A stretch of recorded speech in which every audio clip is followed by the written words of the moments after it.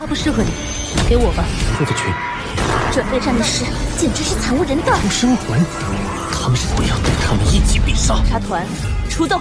大人，给我滚出来！李修为的暗金空爪熊，口气不小，去死！要你命的人！杀！王雀儿有危险。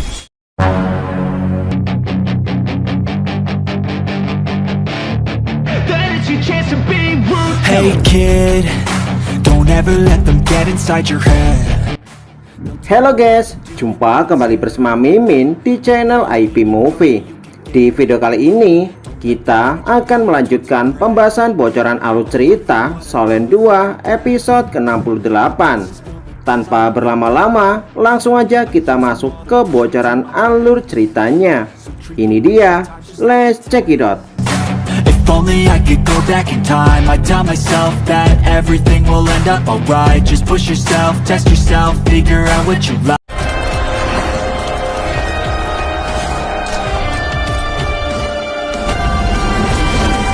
Tidak berserang lama, setelah Wang Qiu'er bersedia memakan sisa roti bakar dari Yu Hao, mereka berdua tiba-tiba dikejutkan oleh kemunculan kelompok Master Jiwa yang sedang menuju ke arah mereka. Menyadari hal ini, semua orang yang berada di dalam sebuah tenda kemudian keluar dan menghampiri Yu Hao serta Wang Qiu'er.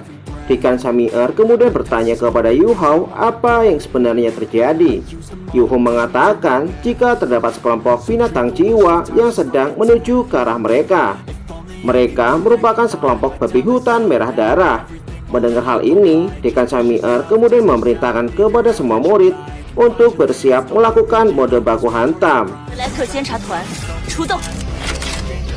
Yu Hao kemudian mengaktifkan kemampuan area berbagi deteksi. Namun pada saat ini, binatang jiwa tersebut tiba-tiba terbagi menjadi dua kelompok dan menyerang anggota tim Shrek dari kedua sisi yang berbeda.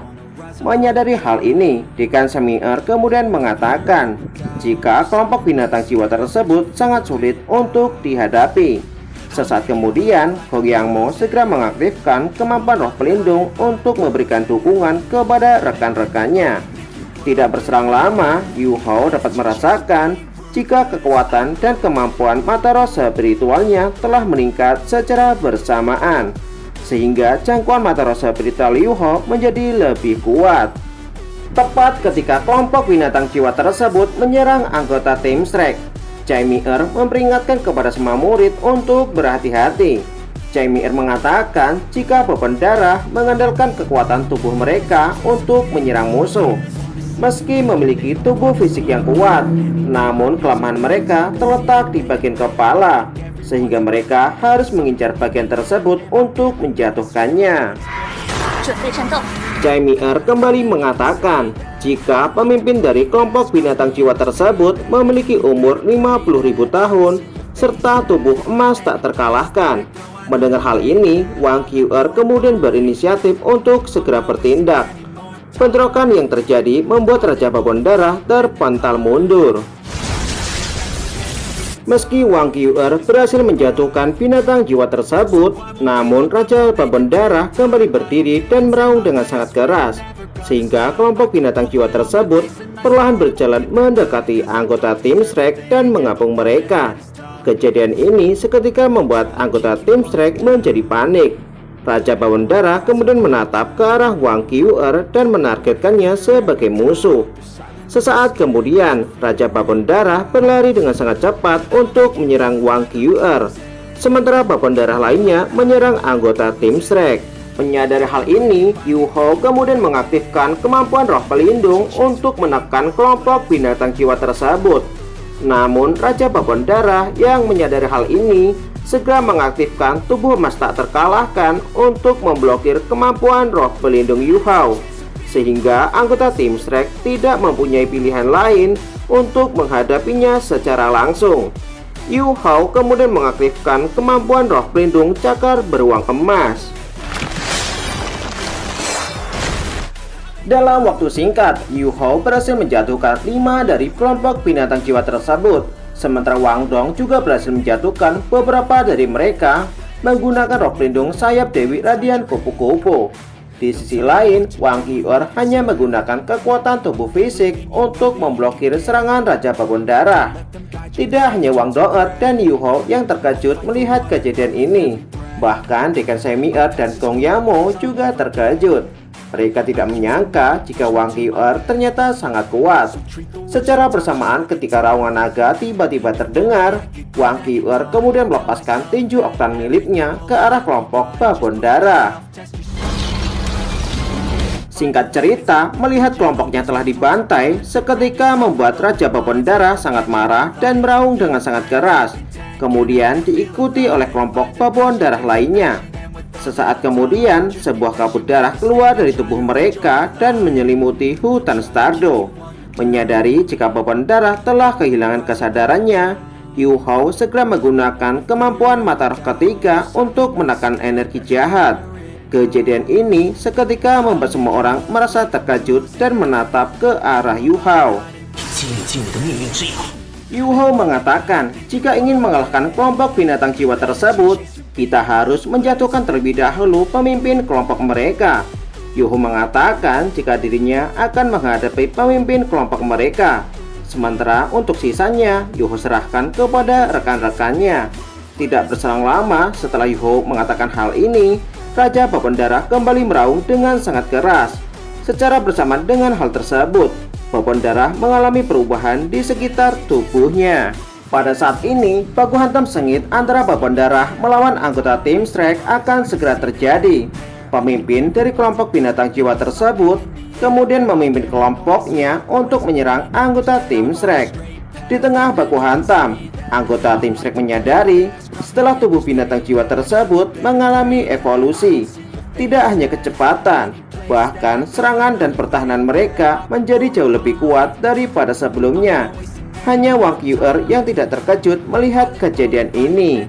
Meski anggota tim Shrek berhasil membunuh sebagian dari binatang jiwa tersebut, namun dikarenakan jumlah mereka yang tiada habisnya, serta energi spiritual rekan-rekan Yu Hao telah banyak terkuras setelah melakukan baku hantam, membuat anggota tim Shrek dalam kondisi terdesak. Yu Hao kemudian melepaskan guncangan mata takdir, sehingga membuat Raja Babon Darah berteriak histeris dan meraung kesakitan. Melihat kejadian ini, Wang Qiu'er dengan cepat mengayunkan tombak miliknya untuk membunuh Raja Babon Darah. Ketika Raja Babon Darah tidak memiliki kesempatan untuk bertahan hidup lebih lama, Yu Hao kemudian bertanya kepada Dekan Semi-Er, apakah dirinya boleh menyerap cincin roh dari binatang jiwa tersebut. Semi-Er kemudian mengangguk ketika mendengar pertanyaan tersebut. Namun ketika Yu Hao berjalan mendekati monster binatang jiwa tersebut dan ingin menyerap cincin rohnya, Wang Qiu'er tiba-tiba mengatakan jika binatang jiwa tersebut tidak cocok untuk Yu Hao. Oleh sebab itu, Wang Qiu'er menyarankan kepada Yu Hao untuk memberikan cincin roh dari binatang jiwa tersebut kepadanya. Mendengar hal ini seketika mengejutkan semua orang. Namun ketika Wang Qiu'er berjalan mendekati binatang jiwa tersebut untuk menyerap cincin rohnya, Wang Dong'er kemudian menghentikan langkah Wang Qiu'er. Kejadian ini seketika membuat suasana menjadi menegang. Wang Dong'er kemudian mengatakan jika dirinya tidak akan membiarkan Wang Qiu'er untuk mendapatkan cincin roh dari binatang jiwa tersebut. Sehingga terjadilah perdebatan di antara mereka berdua. Namun ketika hal ini terjadi, cadar Wang Dong'er tiba-tiba terlepas dan membuat semua orang merasa terkejut. Mereka tidak menyangka jika Wang Dong'er dan Wang Qiu'er ternyata memiliki wajah yang sama. Wang Qiu'er meminta kepada Wang Dong'er untuk tidak menghalangi dirinya. Wang Qiu'er menegaskan jika binatang jiwa tersebut tidak cocok menjadi roh pelindung Yu Hao. Meski Wang Dong'er mengakui kemampuan yang dimiliki oleh Wang Qiu'er, namun Wang Dong'er meminta kepada Wang Qiu'er untuk tidak menyombongkan diri. Jika Wang Qiu'er berhasil mengalahkan Wang Dong'er, maka dirinya akan membiarkan Wang Qiu'er untuk menyerap cincin roh dari binatang jiwa tersebut. Tepat ketika Wang Qiu'er menerima tantangan tersebut dan ingin memulai baku hantam dengan Wang Dong'er, Dekan Semi-Er datang tepat waktu untuk mencegahnya. Wang Qiu'er kemudian membantah ucapan tersebut dan mengatakan jika cincin roh dari binatang jiwa tersebut tidak cocok menjadi roh pelindung Yu Hao. Wang Yu'er berjanji setelah dirinya menyerap cincin roh dari binatang jiwa tersebut, dirinya akan mencarikan cincin roh yang sesuai dengan roh pelindung Yu Hao. Wang Yu'er menjelaskan jika dirinya melakukan hal ini demi kebaikan Yu Hao. Setelah mengatakan hal ini, Wang Yu'er kemudian mengalihkan pandangannya dan bertanya kepada Yu Hao, apakah Yu Hao percaya kepadanya. Wang Yu'er menegaskan jika ini bukan kali pertama dirinya memasuki hutan Stardew. Wang Yu'er berjanji jika dirinya akan membawa Yu Hao untuk menemukan binatang jiwa yang sesuai dengan roh pelindungnya. Jika tidak, maka Yu Hao dapat membunuhnya. Mendengar ucapan tersebut, Wang Dong'er dapat merasakan jika Wang Yu'er mengucapkan hal tersebut dengan serius. Tidak berselang lama, Yu Hao kemudian berjalan menghampiri Wang Yu'er dan meraih tangannya. Yu Hao mengatakan jika dirinya percaya kepada Wang Yu'er. Meski Yu Hao mengizinkan Wang Yu'er untuk menyerap cincin roh dari binatang jiwa tersebut, namun Yu Hao mengingatkan kepada Wang Yu'er jika dirinya tidak memiliki lebih banyak waktu lagi. Mendengar ucapan tersebut, Wang Yu'er kemudian berjalan mendekati binatang jiwa tersebut untuk menyerap cincin roh pelindungnya. 出生魂，他们是邪